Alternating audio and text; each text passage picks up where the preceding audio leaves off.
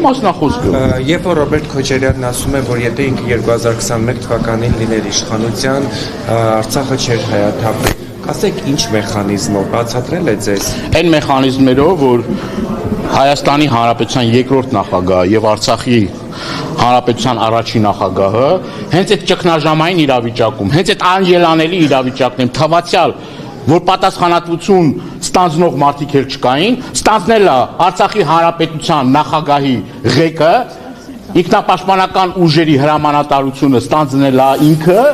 եւ հաղթանակներ ակերտել հենց այդ նույն տրամաբանությամբ եւ հենց այդ նույն լոգիկայով ճգնաժամային կառավարիչ լինելու, հմուտ բանակցող լինելու, իր կառավարման ընթացքում ոչ միայն ինքը կարողացել է հմուտ ցույց տալ, որ ինքը հմուտ բանակցող է եւ ուժեղ ղեկավար է, այլ նաեւ միջնորդ է հանդիսացել այն ժամանակ, որ մի քանի շաբաթ առաջ որ հայտարարում էր, որ Հայաստանի Հանրապետությունը պետք է նաև որոշակի առումով ներգրավվածություն ունենա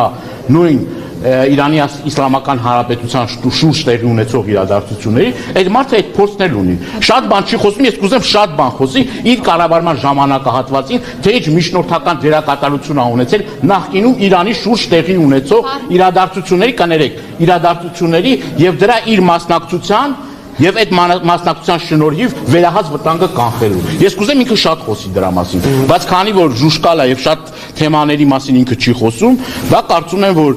ես էլ կոչ եմ անում երկրորդ նախագահին, որ դրա մասին շատ խոսի։ Ինչքան շատ խոսի, այնքան մեր ժողովուրդը կհասկանա, որ մեզ այս իրավիճակում պետք են հմուտ ղեկավարներ, պետք են փորձառու ղեկավարներ, պետք են լավ բանակցողներ եւ ոչ թե մարդիկ, որոնք որ տարածաշրջանը երում է, մի օր կուկուռուզ օպերացիան, մի օր պերաշկի օպերացիան, մի օր ես չգիտեմ, քաբաբ ու շաուրմա օպերացիան, ինչ դրանից մեշիզներ եք տալիս, հարևան եւ բարեկամ Իրանի Նիկոլ Փաշինյանը ասում է տեսնում են, իրանք էլ են հավաքվում։ Սև խավիար ուտեն մենակ։ Բոլորս էլ ուտում ենք, դե ինձ թվում է դուք էլ եք ուտում, ոչ մեկ սոված չի մնում, բոլորն էլ ուտում են, բայց ոչ մեկ իր ուտելիքները դե եթե Հայաստանի Հանրապետության շուրջ տեղի ունեցող իրադարձությունների ֆոնին, եթե քո հարևանի տունը ողբերգություն է, եթե քո հարևանի տունը դժբախտություն է, սքի մեջ է, դու ցանկապատի տեսքով քու